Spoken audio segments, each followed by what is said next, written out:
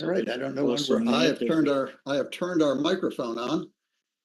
I don't know if we're officially streaming or not. Do we get a green light preview break? Maybe when they're shaking hands. Thank you. Do you want to have a quick discussion about It is kind of a handshake. There we We're go. getting the full screen. I would guess we're live. Oliver Squire on top, moving the white checkers.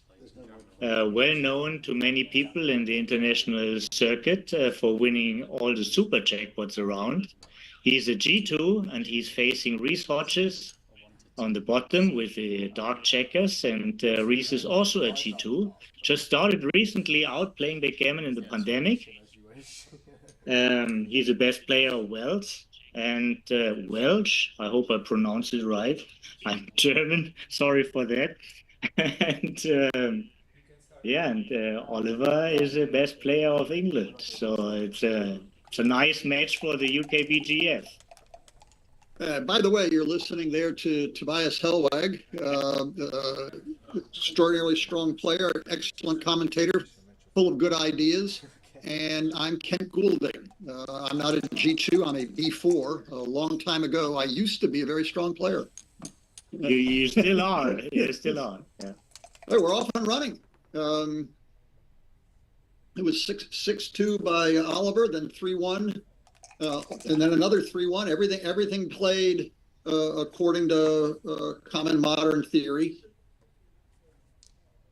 Now here I think there's a temptation in the way back when to hit the second checker with the 5, but the 5 is better played the way Reece played it, to bring more checkers into play. The tempo hit wasn't really worth much, and it's valuable to hold the 8 point and bring more checkers and keep things balanced. Mm-hmm. Some things we only gain confidence since we have the bots working for us, the machines which tell us what is the result after X amount of games.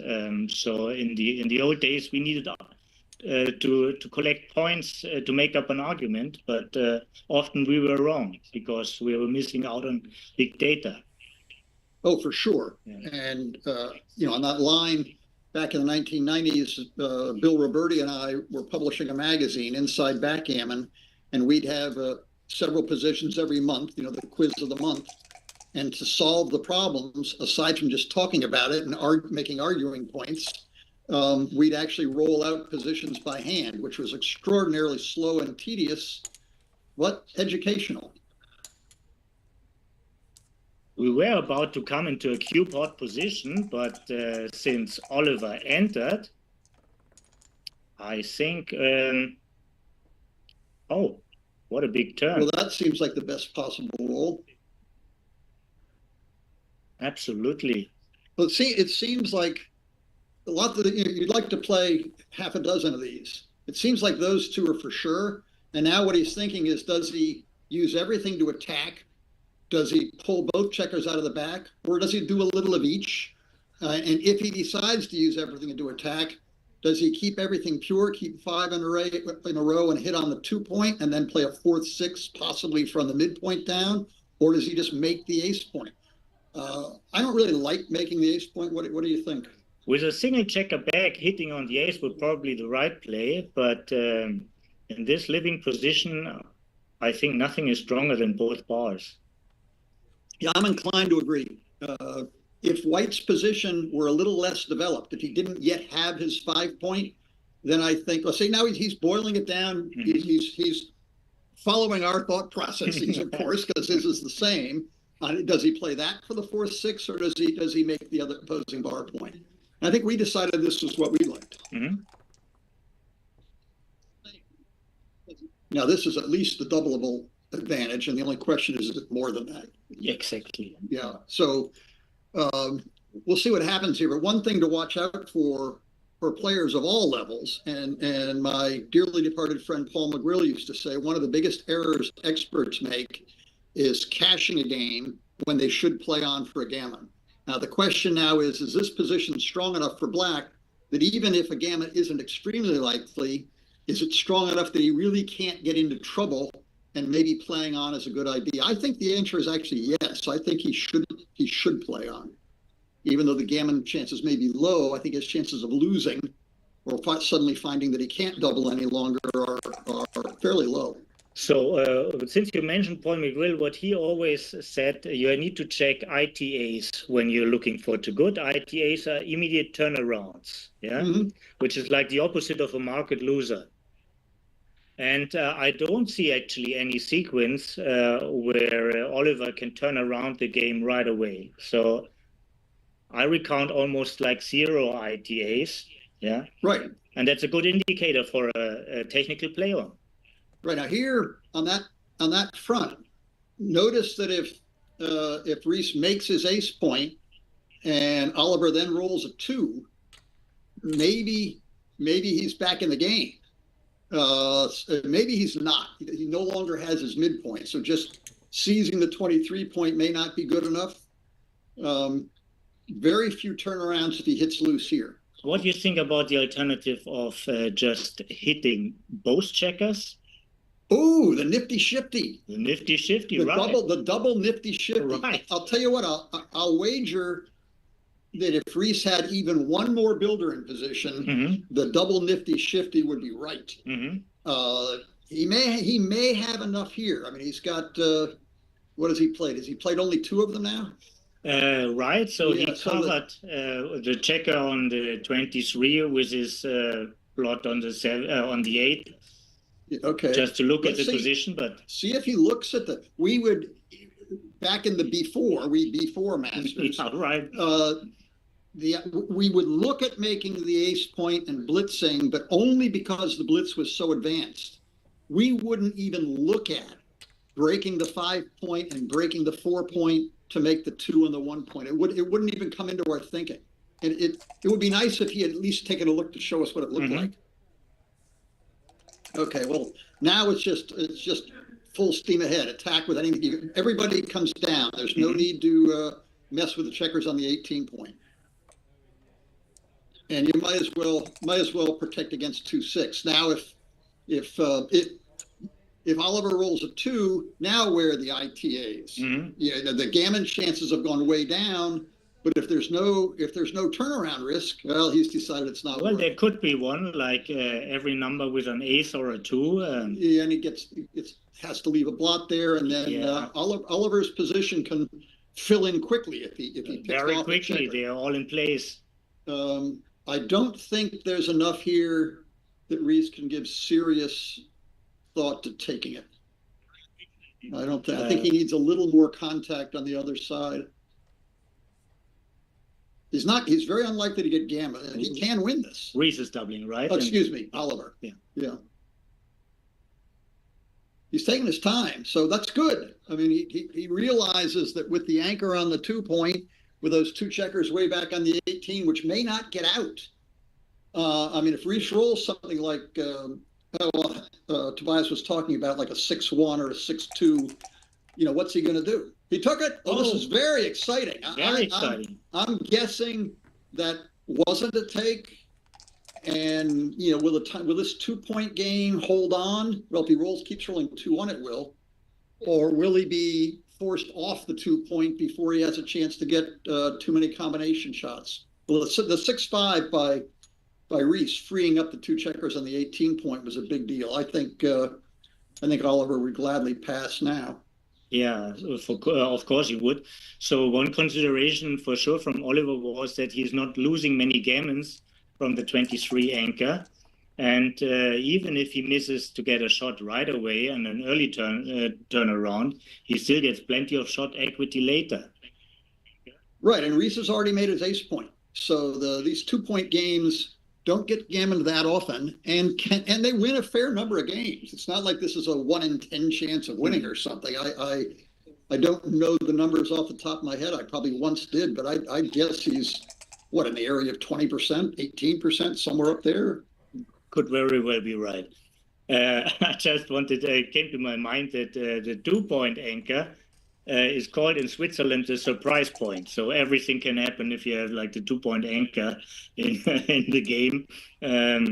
And since everybody is taking it in Switzerland, I really understood it is a kind of surprise point. You will be surprised how much you win from there. Look at 6-4. Oh, he didn't try it. I mean, 6-4 for Reece. You got there's with 2 checkers already dead. Their surprise. What is that? Is that a 2? What's the blurred die? I can't really see it. Can't be a 2, or he would already have played it. Exactly. So many things speak for. Maybe it is a 2. Maybe it is a 2. That's 2 of them. Well, he can't be. No, it can't be. It must be a 4, right? It must be. Well, but if it's a 4-4-2, it would be also. I don't know what's taking so long. Oh, there's another checker. The screen is hiding another checker back there. Okay, so he could remake the 8. Yeah. Yes, I didn't see. Yeah. We have a separate smaller monitor here, and it was actually obscuring the 15th checker.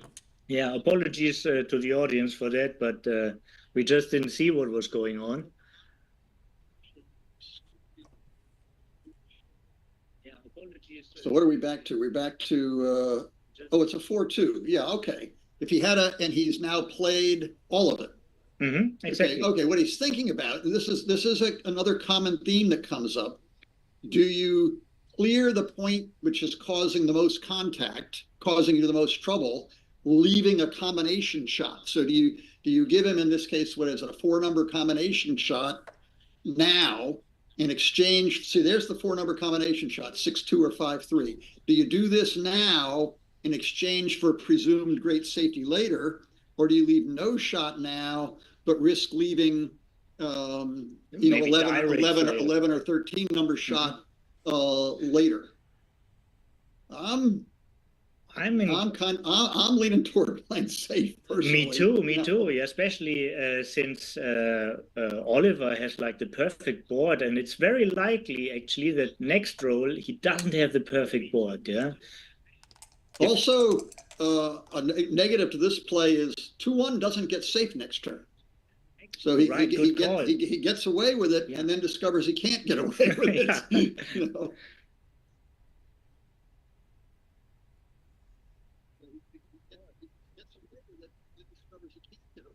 Something else we may not get a chance to see, but crops up in positions like this is once that outfield checker is safe, certain numbers like 4-2, you may pre-clear the 5-point. Mm-hmm. You know, like if the outfield checker was safe and you rolled a 4-2, it may well be right to get both checkers off the 5-point and leave a gap there. Just to have a point cleared is a point not to be feared. That's what I wanted to say. That was one of the sayings in the before area. Yeah, that was Kit Woolsey. Yeah. I mean, as far as I'm concerned, going back into the 1970s, it was Kit Woolsey. You said a point cleared is a point not to be feared. Definitely a B4. As I'm concerned, going back into the 1970s. Now here, Oliver's just trying to arrange his reception committee. 6-4. That's one he wants to forget about pretty quickly. Now this debate has raged forever. Do you take the extra checker off and risk a shot on big doubles, or do you take one less checker off and leave the back two points even? Well, once again, you need to see the whole position and just can't take out one aspect to answer this. Yeah. But I think he made a good choice in this particular situation. Yeah, you should be more aggressive against the 2-point. But I think if your opponent holds the 2-point anchor, you should bear off more aggressively. This is again, you shouldn't deal too much with rule of thumbs. But if there's nothing you can hold on, if you don't get further insights, this should be maybe the call. Speaking of rules of thumb, Bill Roberti's recently written a 3-part series, how to play the opening and backgammon, which is far more difficult and educational than it sounds like. Mm-hmm. But one of his rules that we don't like, and he doesn't like rules, is everything matters. So there is no one over-encompassing, this is always right. Everything matters. Backgammon is all about details. Yeah, that's the same thing. Yeah. All right, this is looking pretty good for Reece. Now the question is, how long can Oliver hang around back there and risk getting gammon versus what are still, if he could hit a shot right away, he could still win fairly easily. But there is no number that leaves a shot now. How many fours does he have here? I mean, if he stays back, has he played any fours? I don't think he's played any. No, he didn't play any, so he could play to his own 4-point and close the board, but it wouldn't make any sense because he's not getting shots in the next sequence. And right. So he's looking ahead here. There are some fluke gammons. If he's still like, this would be a candidate for a fluke gammon. He'd get absolutely. And if he did stay back, there was no shot immediately. He would already have advanced every spare checker in his home board. So his next roll, if he wanted to stay, he would have to break up his home board, which would pretty much kill his winning chances. So I think he correctly looked ahead, saw there was little hope in winning, and just made sure he got off the gammon, and 1 time in a million wins the game.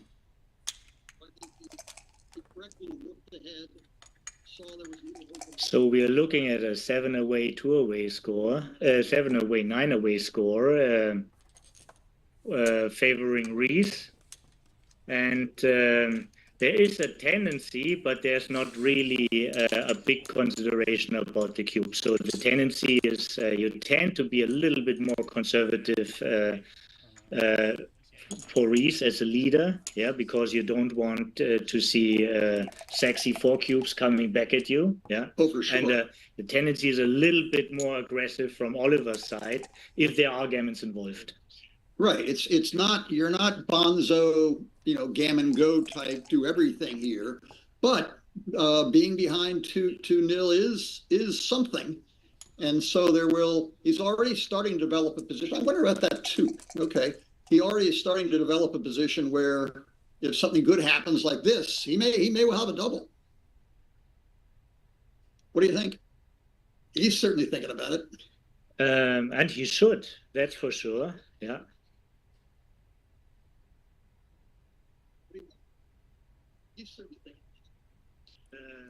And I think Reece has an easy accept. He's not far enough ahead, or it's not desperate enough to give it up.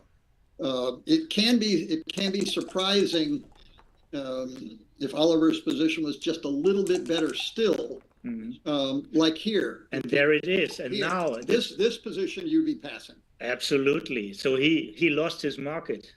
Except for he doubled. Yeah, except that he doubled, right. He would have lost his market, so very well done, Oliver. Yeah, nicely timed. And I don't know, I think that even the small disadvantage in the match score was enough to trigger that cube. I wonder if it was still 0-0, whether that would be a cube or not.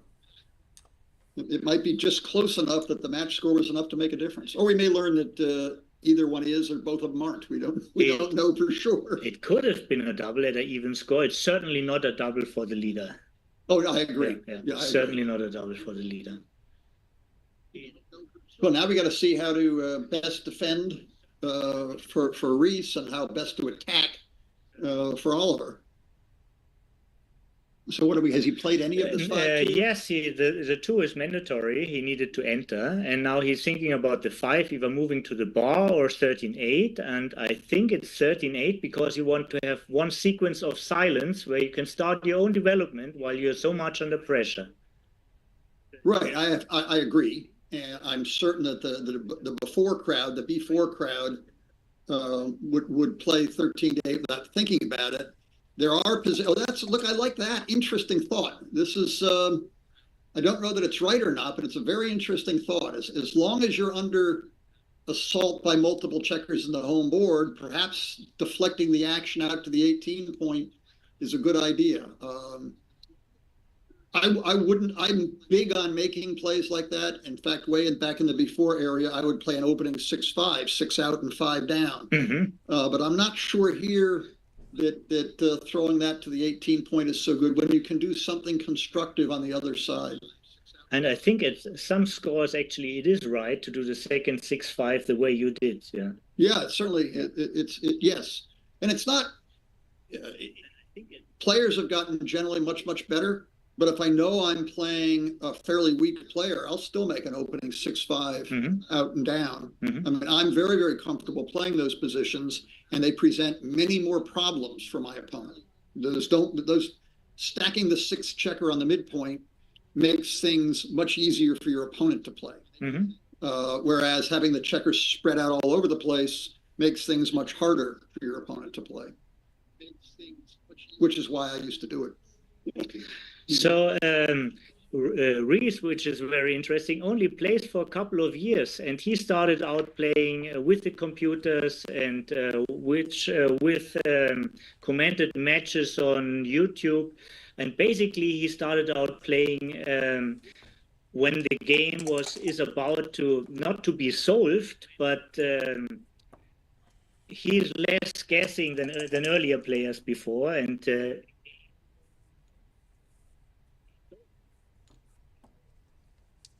this is interesting. I would have thought about this a little bit, because I would really be tempted to smack that checker off the 18 point.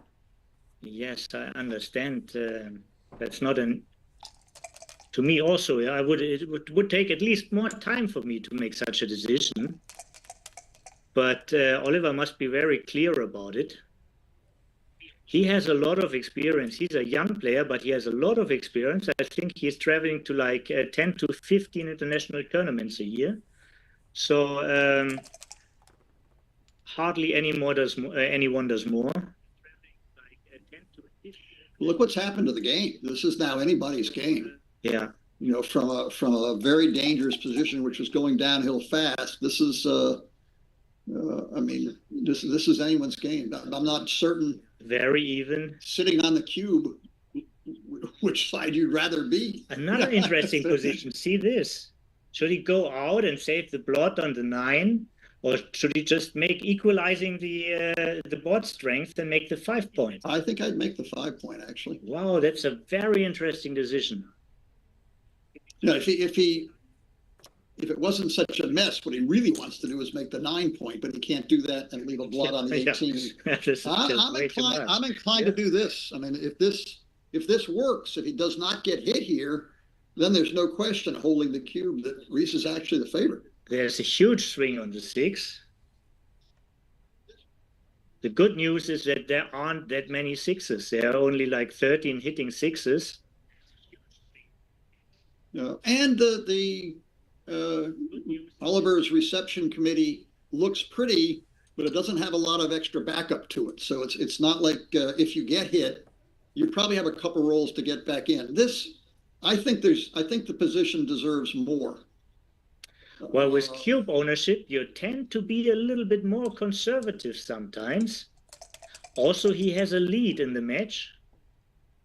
I just don't like that. Well, look at this. He doesn't really want to. I don't know if moving to the 23 point makes any sense with an ace. So what's he going to do? I mean, he can also just go bonsai all the way up to the 22 point. But I think that checker back, and he really wants to play 3 of them and then pick up his dice. That's what I say. That's sinking in. He knows that those are the 3 he wants to play, and he might think for a second pulling a checker up to the 22, but I don't think so. So now he could also switch. He could switch, which is usually the wrong idea. You want to have the best possible board. I think at the end I would have gone. Oh, look, Reece ended up getting the best of both worlds by rolling a 3-1 right after, filling in that hard to make point. Well, part of this is forced. He has to 3 checkers there. They don't move. 2 checkers there.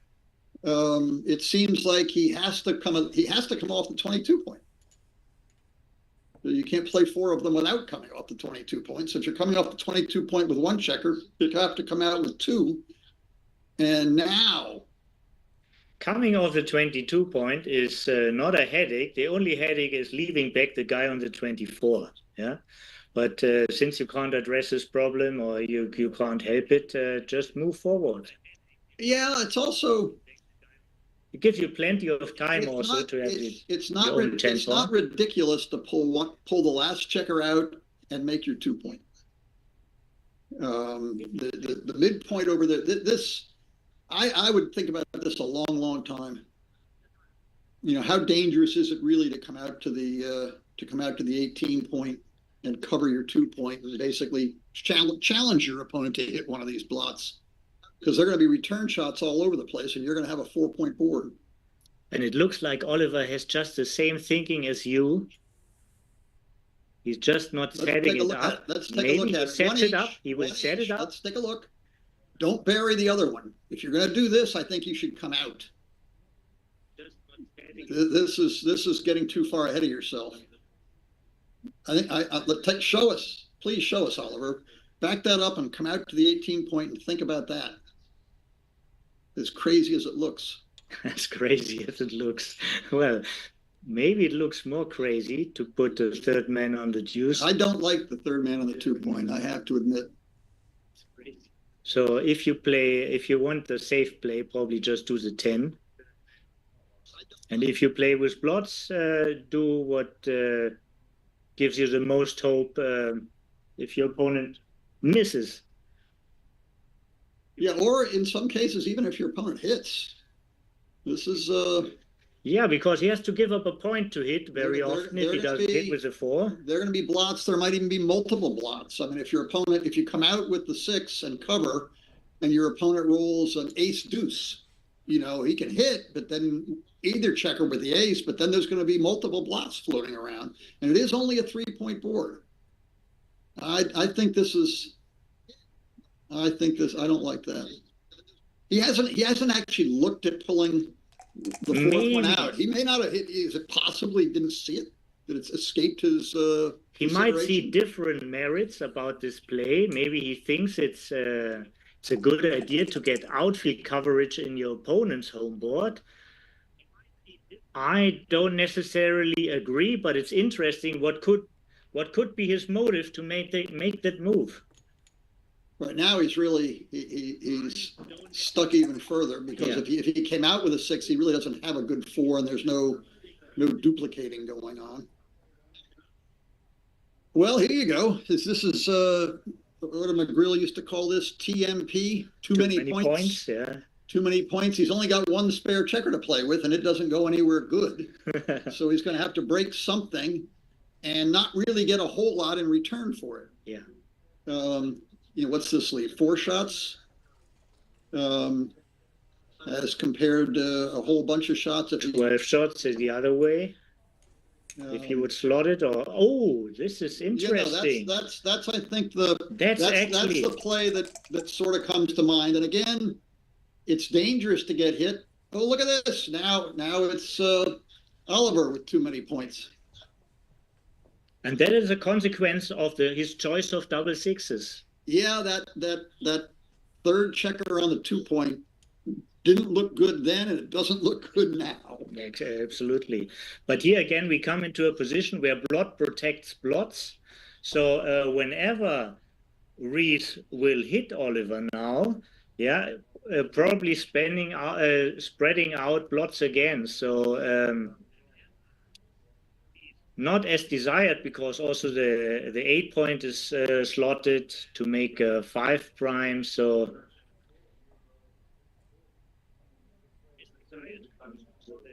how much of this have we played? Oh, I see. Has he played the 5? Now he's contemplating the 4. That's what's going on. It's a little bit hard for we commentators. The screen is slightly too low, so half the checkers are getting cut off. I suppose people watching see the same thing we're seeing. All right, 20 hits, which will leave all kinds of return shots unless he hits both of them. And a whole bunch of different numbers to make the 5 prime. Reece is thinking another Woolseyism. Every roll is a new cube decision. So even though he's leading 2-0, this position is looking very, very strong. First question is this? Would you take this if you got doubled? I'm not sure about this. I think I tend, my first impression is I tend to a pass, because I see like 1s, 2s, 3s, and 5s are good for my opponent, and I still have one checker back. I see even 6-4. If you roll a 4 and a 6, which is like missing out of the spectrum of the direct good numbers, you still make a point. So there's nothing really bad. Like maybe double 4 is like the worst roll, and this is still a. There's nothing really bad. Well, again, going back to the B4 with Kit Woolsey and I studying backgammon more years ago than I really like to admit, but it was in the 1970s. Kit developed early on one of what's been called Woolsey's laws, and that's when thinking about doubling, move over to your opponent's side of the table and look at things from his standpoint. How would you feel if you were your opponent? How does it look from his side of the table? And Kit at our local club would actually get up, walk around, and look over his opponent's shoulder and look at the board from his side.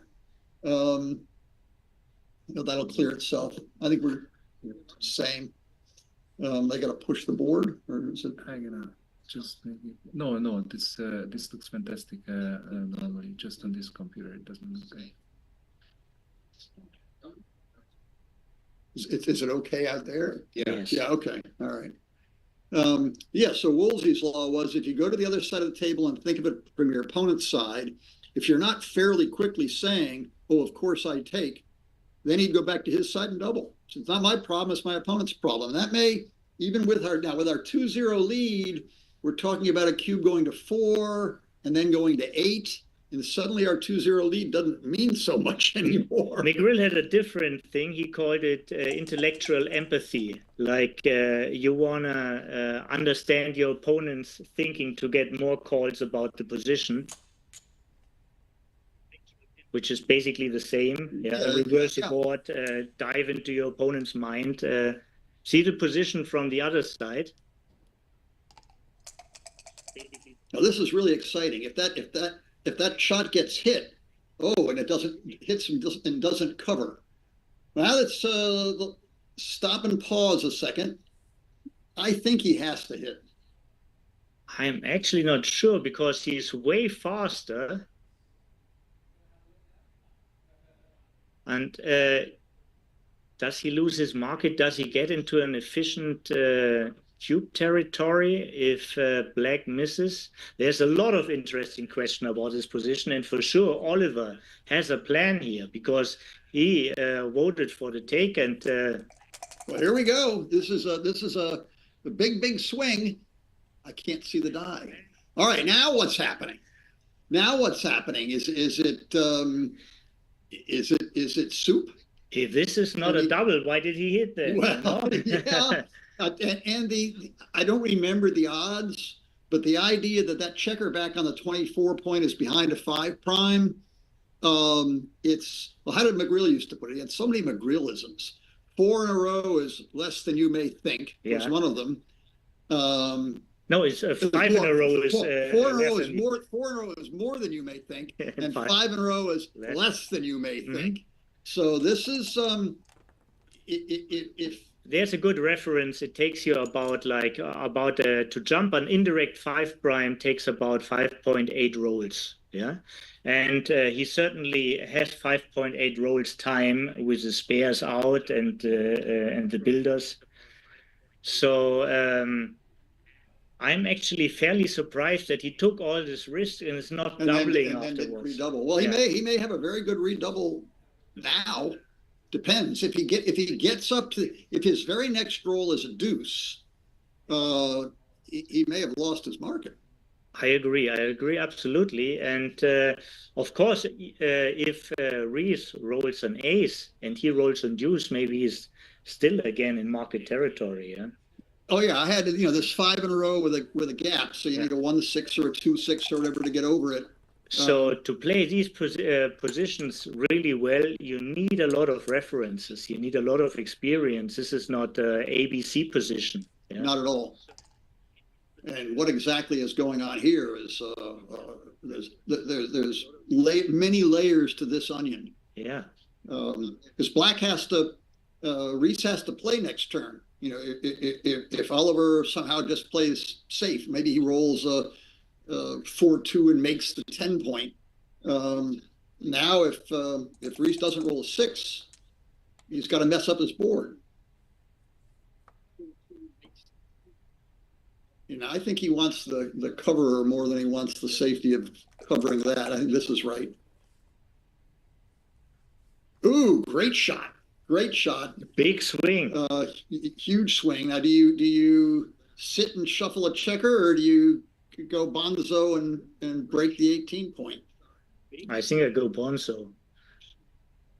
I mean, if things go wrong and you get, the danger here is enter and hit loose on the ace point, and then what's going to happen next? With extra blots in the outfield, it can really go sour. Whereas here, maybe you're dead anyway. I think the extra blots in the outfield might be a bad idea. Whereas here, boy, the position is swung. Getting one checker out from behind the 5' is one matter. Getting two out is a whole different kettle of fish. There was a position I recall from the finals of the Czech Open in the year 2000, where I was playing Johannes Leverman, and Paul McGreal was doing the commentary. Look, here we go now. Nifty shifty, or just hang on and pray? Well, certainly you want to put the guy on the bar. All right, so that's the nifty shifty. Can't just let him roll. Now, I really liked it, a 6, a 1, or something. Oh, there's An ace, that's something. So much to do. So the 3 double 1, 3 1 are closing numbers. Every 6 is great. Holding a 4 cube, trailing in the. I'd like a 6 now, please. I'd like a 6. Every 6 is great. So I was McGreal's doing the commentary. I'm playing at the time one of the strong wonderkins that was running around the world. There was a pair of Germans. One was Johannes Leverman, and the other was a youngster named Dirk Schiemann. Yeah, right. And I'm playing Leverman in the finals, and I needed a 1-6 to get out from behind a blockade like this. If I got out, I was hitting another checker, and I redoubled to 4. I could hear the crowd scream in the other room, which was supposed to be quiet. That I wasn't supposed to be able to hear. And I rolled 1-6 and won a gammon and won the match and won the tournament. Amazing. If you find Johannes somewhere, he'll remember. Yeah.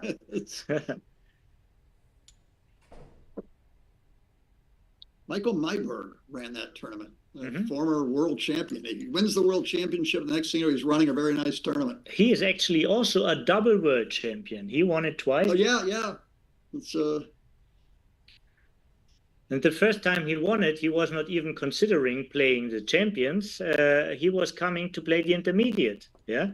And he came from Nuremberg together with a friend who said, well, you're probably the better player. And I wanted to play the champions. So why not roll for it? Who of us is playing intermediate and who will play the champions? And Michael won this role, and then he won the championship. Yeah, there you go. So his buddy and him, they were both very happy with his choice.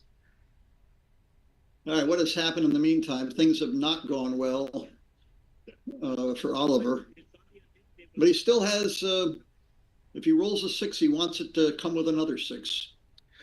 Or maybe with a 2, which is hitting. Yeah, or, well, as soon as it's all done. Yeah, I think if you roll 6-2 here, by the way, you certainly would hit. Absolutely. Your best chances of winning.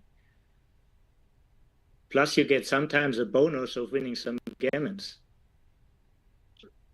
There's a general principle for certainly for less experienced players. And when you're looking at a backgammon position, what are you trying to do? And it's much better to figure out to try to win as opposed to try to avoid losing. If you try to avoid losing, eventually you fail. If you try to win, you often succeed. So in all full contact sports, initiative is a crucial element. Yeah, you wanna act and not react. Yeah, exactly. So yeah, that's another way. You wanna choose the active play whenever there is one. And again, going back to the B4 era, way before the great Michael Sienkiewicz, who still plays and plays well, way back when, would lecture to me or anybody else who would listen. Backgammon is a game of aggression. The aggressive player is much more likely to win. That was, by the way, also in a lesson from Michael Mayborg at the Nordic ones, where in the past great winning players were asked to make these lessons. Still, this happens, but now there's also a group of professional lecturers. Yeah, and he said aggression is always an idea to success. Yeah. Yeah, there you go. Yeah. Now this game's not over. You know. So basically, probably the worst number white could roll is the 6, yeah, and the best number they could roll is 2 6s, yeah. Yep. And if there's no 6 at all, white still is in the game. So maybe black should trap a little bit more. That's already passed. This is tough. Oh, double 2s is excellent. Excellent. Because there were a single 2. What do you do with it? You can't. Do you hit loose and play a 2 somewhere, leaving 3 blots? This was a very strong roll. Now a 2 back the other way. Oh, look at that! 1 roll late with double 6s. Should have saved them. And there's an ace. Okay, now we're to the. This could be the last game of the match. The hitherto highly unlikely gammon has now reared its ugly head. To how do these things work? If he can close his board, is he a favorite to win a gammon against 2 checkers up, or is it 60-40? What are the odds? You're supposed to know these things. He's a small underdog to win a gammon here, but it makes a little bit better that the 6, 5, and 4 are not covered. Yeah, that gives him a little some little extra gammons more. Yeah, I mean, partly he can barrel. Whoops, that's the end of that. So, although there's still some gammons here. I mean, if Reece really needed a gammon, he can leave the blots there. Is it time for another trap play? Yes, he can leave the blots there, or leave 1 blot. Leave 1 blot for a perfect distribution, 8 to 3 maybe. Yeah, the trick there is a wanna wrestle position. Leave him a blot. Right, wanna wrestle? Yeah, leave him a blot to hit, and then you've got a sweeper back in the back. You hit loose on the front, and even if a couple of black checkers get hit, they're crawling all over the board, and you scoop up both the white checkers, and you're back where we started. So it may well have been right to leave at least 1 blot there. I think Reece looked at it, but with the lead and with the 4 cube turned on the other side, I actually understand his thoughts that he. Okay, now his gammons are not so active like the opponents. For sure, not worth as much to him. Here he took 2 checkers off, and there's again, 1 big doubles, and the game's close. So that helps. He might have last turn hit loose with the ace, but it was he didn't. And now it doesn't appear to have mattered. And many things come into consideration of this. It might be in a standard at a standard score, at a money game. This might be all very well be right, but with the opponent having the 4 cube at this match score, it can be a completely different idea. Yeah, I actually like his choice. Yeah, I think I do too. Now is he once again stewing on? Does he have 1-3 to play? Do I play safe, but much less chance of getting a flute gammon, or do I play aggressively? And okay, now there's not much to this. That's good. It's nice not to set up something where 3 doubles by your opponent in a row leaves you. So most likely we're looking into a 3-away, 9-away score. And what to say about this new position? You always should think about how does the score influence my action next game. So being 9-away, 3-away for Oliver would mean he has like a very, very low take point, like around 17%. And he's very trigger happy when he's about to win any games. Is this right, or is there anything else to add to this? No, that's the right idea. Score position. it would be, there's sort of a little bit of a counterintuitive thing here that winning 1 point or 2 points isn't that big a deal for Oliver. If he wins 1 point, he's now even away from winning, and all these early doubles and gammons are going to get him out exactly at some point. Where if there's a racing game or a non-gammonous position, he may wait a little extra as opposed to a little early to get the 1 point in the bank. Yeah. And now he's on even to get home. You know, if he gets 2 points in the bank, still the same number of games he has to win as 1 or 2. It's sort of like a free, you know, the flip side of a free drop situation. Exactly. But only in non-gammonish positions. Yeah. Well, this is right away a gammonish position, and right away,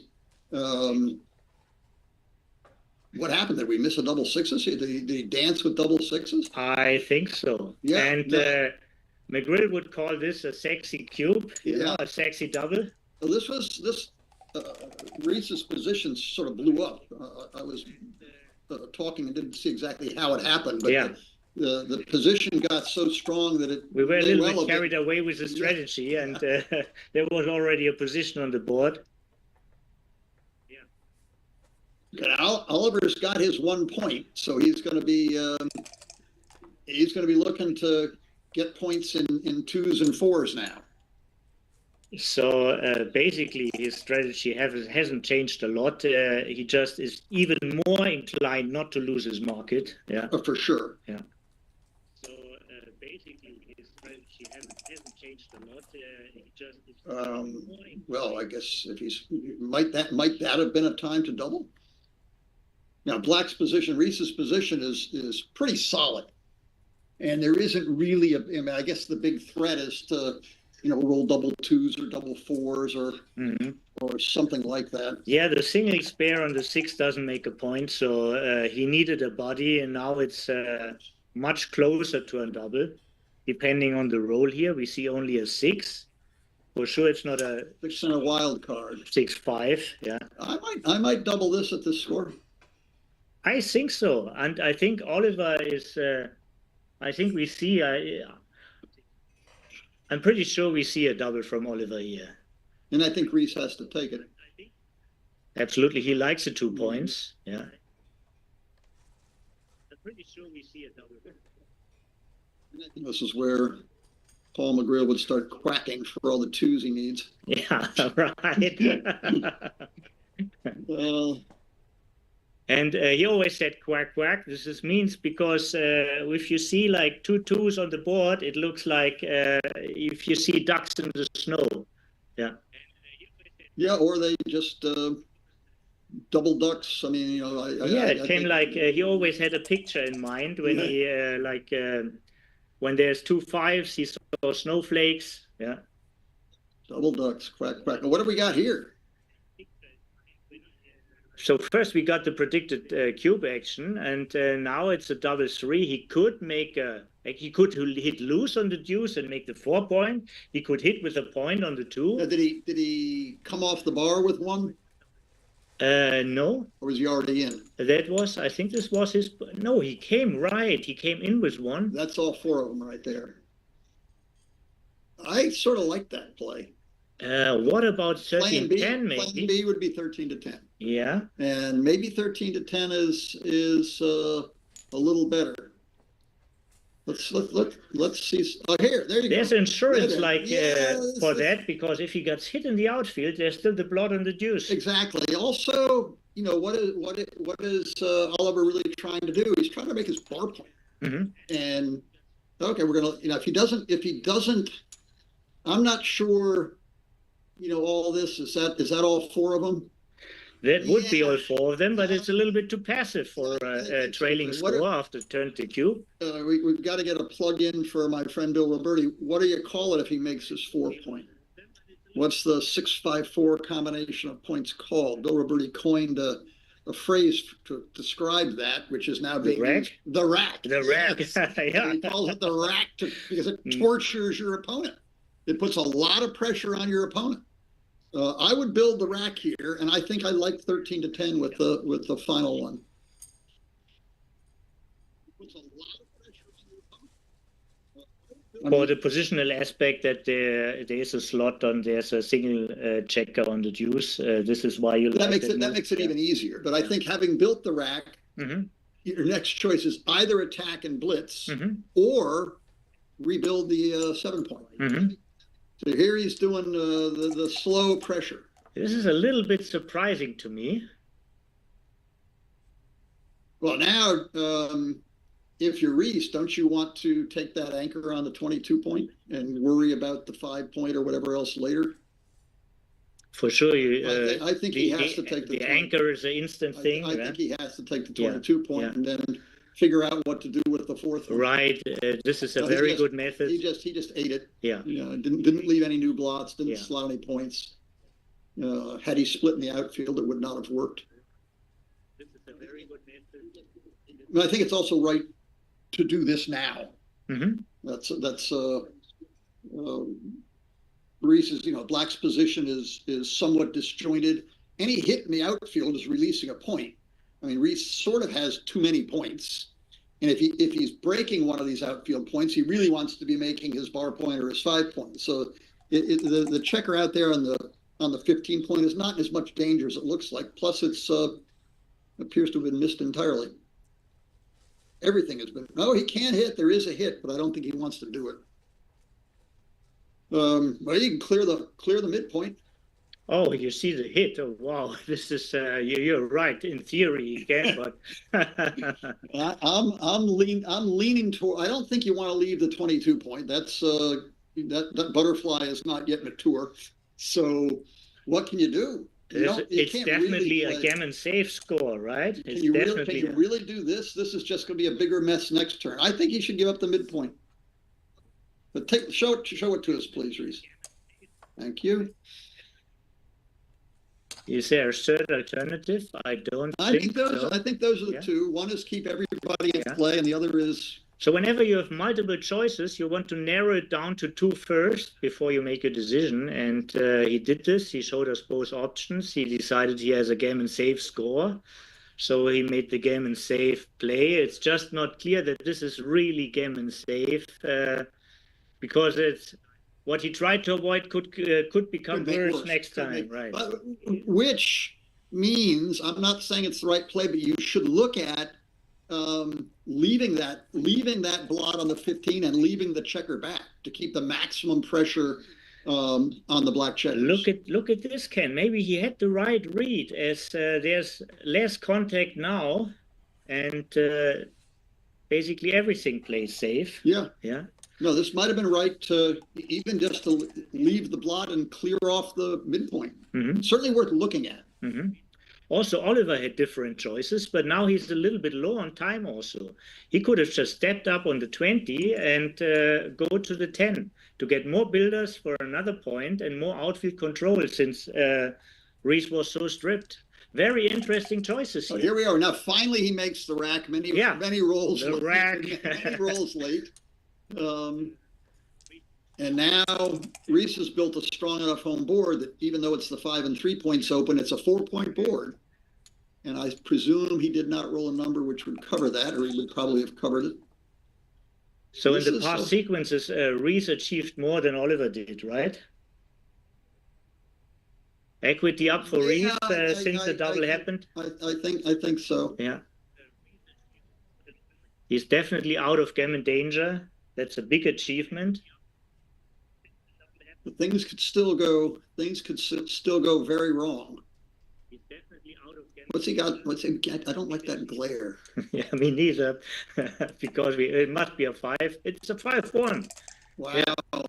So this is the only safe play he could have made. Yeah, well, he's playing totally gammon save. I wonder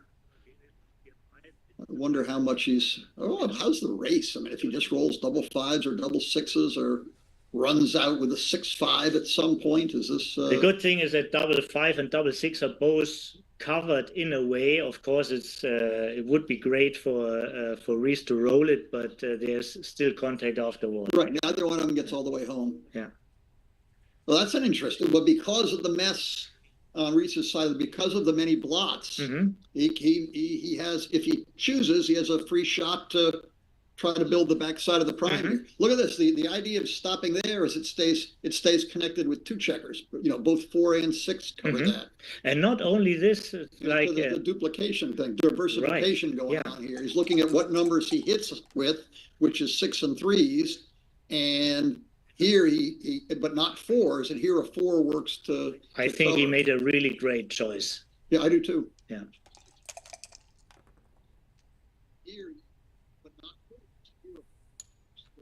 I think he made a really great choice. Yeah, I do too. Okay, holds everything. Now 6-3 is awkward. I guess he would just squash it in his home board. That makes another point. Yeah, when do we get to build our board back? Yeah, right now. one way or the other. Yes. I mean, a 4-point board is a 4-point board. It's dangerous. Right. Or once your opponent is on the bar, it really doesn't matter where the points are. As long as they're the same in terms of keeping them out. It's dangerous. Right. Or once your opponent is on the bar, it really doesn't matter where the points are. As long as they're the same in terms of keeping them out. All right, spreading checkers around. And this is actually equity up for Oliver, because the race was not so clear, and now at least he decided that part for him. Right. Whoa! That's a nice 1-2 punch. Speaking of the race, 44 pips in 2 rolls. How good is this? Not bad. Not bad. And we're running out of. I guess his winning options start with a 6-3, double 6s or double 5s for Oliver. 5-3 gladly takes a checker off. 1, 2, 3, 4.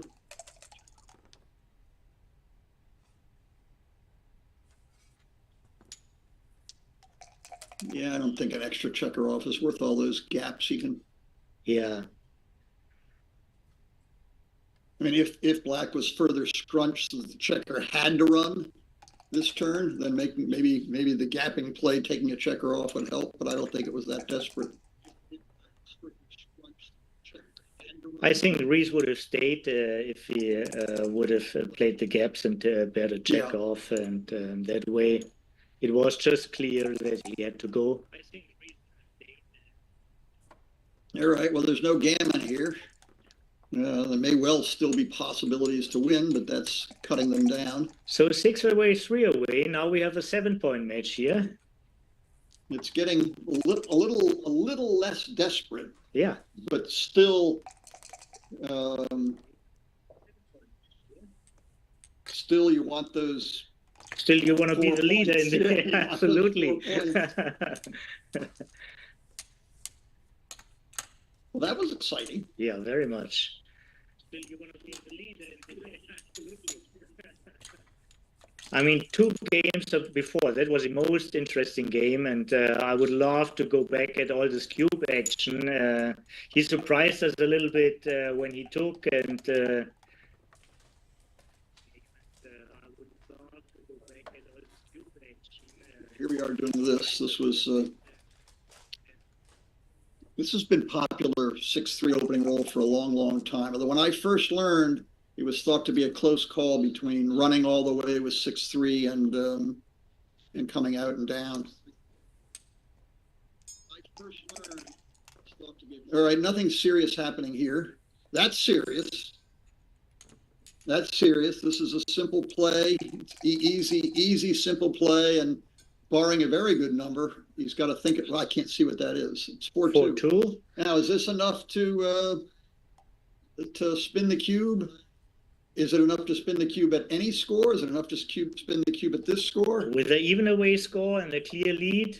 I think that's a very strong position. I think it's probably right to take. I don't. Oh, there you go. Yeah. That once again, he may have lost his market had he not doubled. Absolutely. You know, he had, double 1s looks like an improbable joker, but he had a lot of jokers. A whole lot of numbers reached a position similar to this. Well, it was like in your last lecture, the vertical prime usually often is not that strong, but 9 numbers to make the 5 point, 9 numbers to make the 4 point, and 9 numbers to make the 3 points. So he was a big favorite for improvement. Certainly 1-1 was like one of his best. I kind of like this play. I mean, it looks a little loose. It looks a little funny, but staying back, how do you play 6-3 if you stay back? You could go maybe for the anchor. Yeah, that's what's play the 3 and then don't run out. Right, but then there's a lot of numbers are pounding on you, and look, plus the 3. So we can say we've duplicated.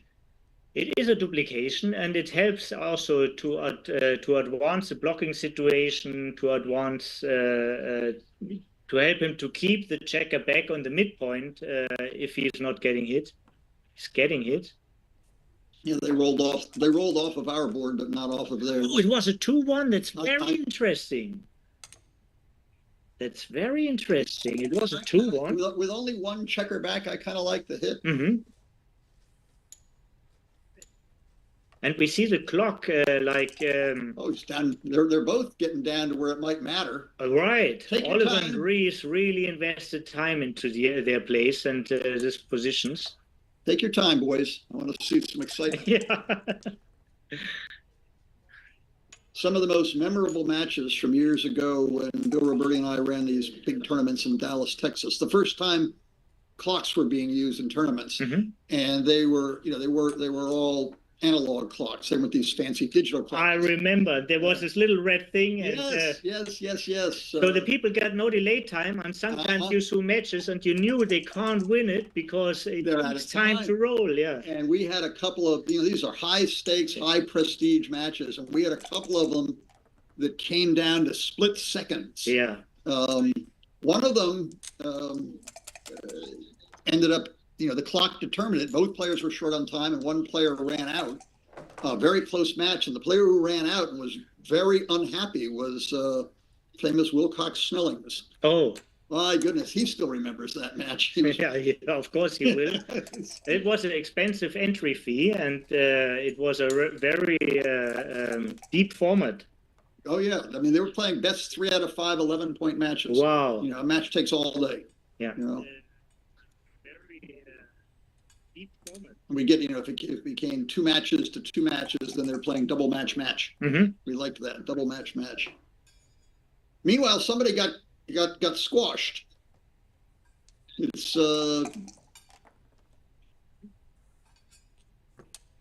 this is just all going to heck. How's our gammon price here? Stay out for a while, pick up a third checker. Well. There are ups and downs, so if there's a third checker, maybe he can maintain the rest of the position a little bit longer, but in general, of course, he doesn't want to leave, and there will be later trap play probably, like he's entering and try to clear the 7 as soon as possible, which is not that easy because it's so heavily overstacked. Well, he's one of the old rules of thumb, and as Bill has said and others, everything matters. And I think I first heard the theory, I'm not sure it's ever been proved, that you trap against the 3-point board and you don't trap against the 4-point board. That used to be the sort of rule of thumb. Now, I know the score situation may affect that and other things may affect that. But back in the good old days, or whatever they were in the D4 days, before I like this so do I, obviously. Trap against the 3-point board or fewer, certainly against a 2-point board, and don't trap against. Well, now it's a 3-point board. So small insight for all the people who are listening. Before the match, we were introduced about the status of these 2 young gentlemen. They are both a G2, yeah. And then Ken said, "I'm a B4, yeah," which means I'm from the good old days, yeah. So we are cracking up here. Yeah, my first decade as a boy wonder was 6 decades ago.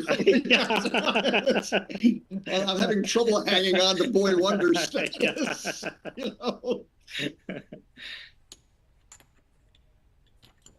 I think Jacob wrote an article, 10 or 12 years ago where he described me as the only backgammon player to be a boy wonder in 5 different decades. Jake is a funny guy, yes. I'm into the 6th, but I'm not sure I can claim boy wonder status any longer. Meanwhile, well, from your voice and your humor, you definitely are. Okay, yeah? thank you. Thank you very much. Well, what's this? Could maybe pointing notes. Yeah, no, there's some. There are some gammons still, and it would have been fun. Can he win this race? I think the hitting the shot makes more sense.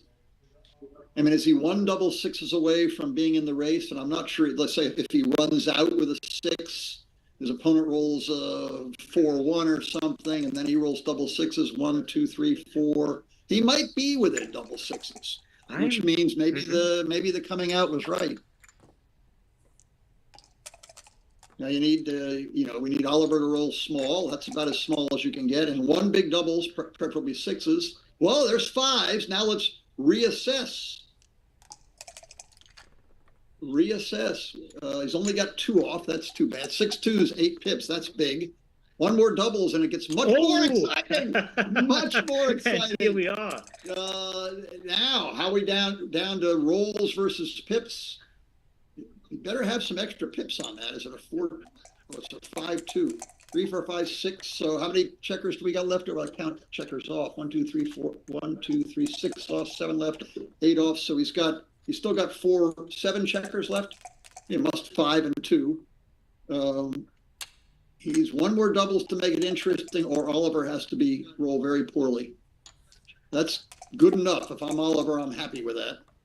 Of course. Getting 2 men off. Okay, now, here we go. Get him off, and we can't see it. It doesn't look like it got a checker off. I guess it was 3-1. Have we got any doubles? Is that what we're down to? Is that a double? Wow. We were talking about the 6-5 play. Yeah. Should he run or should he not run? He was right with his decision. He made the right decision. My goodness. At least in the 1-game rollout. Wow. Well, that was exciting. Take some of the fun out of the match. So now we've got a Crawford game with Oliver very much wanting to win, but he needs to win. A gammon counts.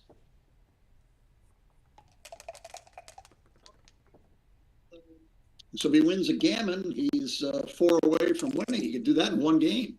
Double and gammon. We all have seen that before. Okay, everybody's building boards. Okay. Certainly advantaged. Reece has the better points, and he's got a little bit better development, so he's slight lead. 5-3 makes the same point all over again. He can't split the back checkers. They're both blocked. Thank you. And he made basically the only reasonably legitimate play.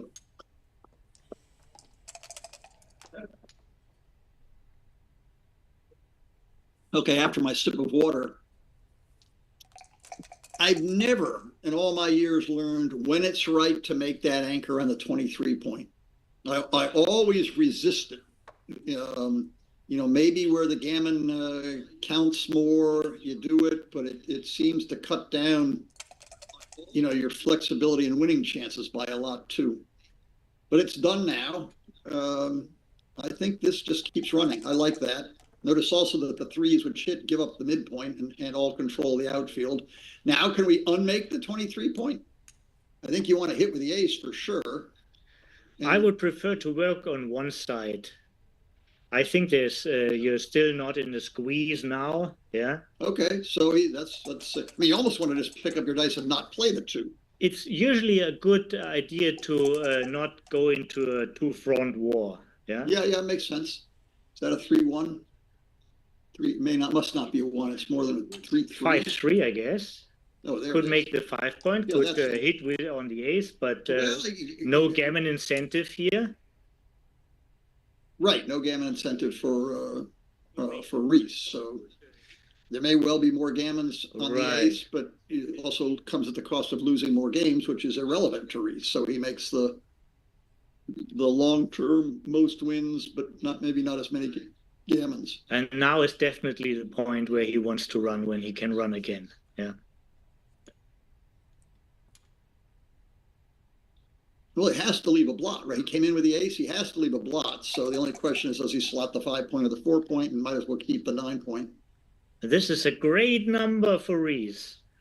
I think now he really gets rid of the 23 and Maybe completely gets rid of both of them. Yeah, exactly. Yeah, yeah. Notice here that any hit back, aside from maybe double twos, leaves tons of blots. Total mess. Yeah. The concept I said before is like blots protecting blots. Yeah. Right. And here the two are working together. Yeah. The two black checkers are working together because there'd be white blots everywhere and return shots left, right, and center. This concept always applies when your opponent has no spares on his points. So whenever he hits, he leaves like double the blots. Yeah, that's a very, very good point. Yeah. And players should be aware of thinking that way. Okay, I'm leaving these blots, but what really happens if they get hit? That's where if you come to my lecture on Sunday, you'll hear more of it. That's where the wanna wrestle comes in. Yeah. You know, I leave some blots, but if you hit them, you're going to be leaving blots too. You know. So I had the pleasure to attend your lecture in Michigan, and it was really, really fantastic. So enjoyable, so funny, and I'm looking forward for the next lecture on Sunday. I hope it's on also on stream. Is it on stream? I don't think any of them have been streamed. They should be. Well, maybe they should be. Yeah. The one in Michigan really went well. Very well. And we had Roberti and Senkowitz both there too, who have contributed a lot to the preparation of these things. All right, what's happening? We're blathering well. There were two ways to make the full prime, and I think it was a good choice to run out. Now we're stuck with is it well timed? I think we can count this as a probably well timed ace point game. Maybe overtime. Forward position is a little awkward. Now he's going to need to get that checker out of there. Probably slot right away because this is the best you can get. Right, and at this point, it may look funny, but the 5 and 4 point are basically identical. So you want to build both of them as fast as you can, in whichever order doesn't matter. You want both of them. You can't hit a late shot with an open 5. You want the rack. You want the rack. Yes, yeah, absolutely.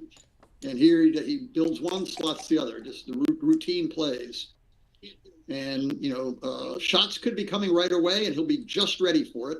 Nice to get that spare checker off the 24 point to get him to make sure he's double fives proof or something, which he's sort of double fives proof now, but that's it. What is that? Unless it's an ace, which it isn't. Oh, doubles. That's excellent. Clear to point. No number leaves a shot next turn. In these positions, check for the number, double the number which is blocked. Like a double fours or something. But there's no blots here. So if this is the last game, they managed their clock time perfect, actually. Well, yeah. But since Oliver still has the ace point, there could be some exciting matches with games with very little time afterwards. There was this becoming a little bit awkward. The game which Wilcox won all those years ago, or lost all those years ago on time, he was playing a player who at the time was very, very strong up and comer, but then stopped playing for some reason. A guy named James Colin. And Colin hit a checker. Remember, there's a time scramble going on, and built a prime, and then never closed it out. He kept recirculating and recirculating and recirculating to burn off Wilcox's clock, and it worked. Oh, we just missed a shot while we were talking. If I'd been paying more attention, we might have hit it. Yeah. It was some sort of momentum, yeah. Now, hitting one is still... Ooh, and there's a 3. The 3. Hitting one could still win on power, but there's still time to catch a second.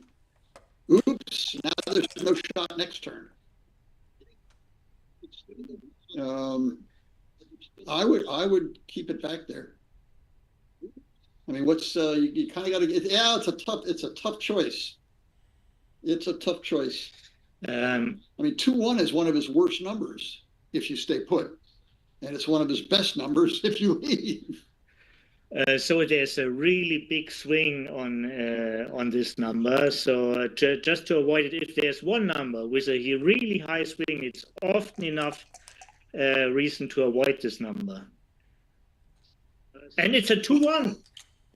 Is it? Yes, I think so. No, it's a 3-2. 3-2. 3-2. Well, he did this to keep his full prime. You know, to stay back there, we'd have to break up the prime. And another 3-2. Oh, that was a perfect number. Yeah. He needed a 2 or doubles there. Now it would be clearly equity up if you still had the ace, if you still had the opponent's ace point, right? Right, but now, well, he can still catch the 2 or 3 remaining. So a 2 leaves a shot, and an ace sets up for the coup classique. The coup classique. Let's not miss this one. Okay, what do we got here? Keep the prime.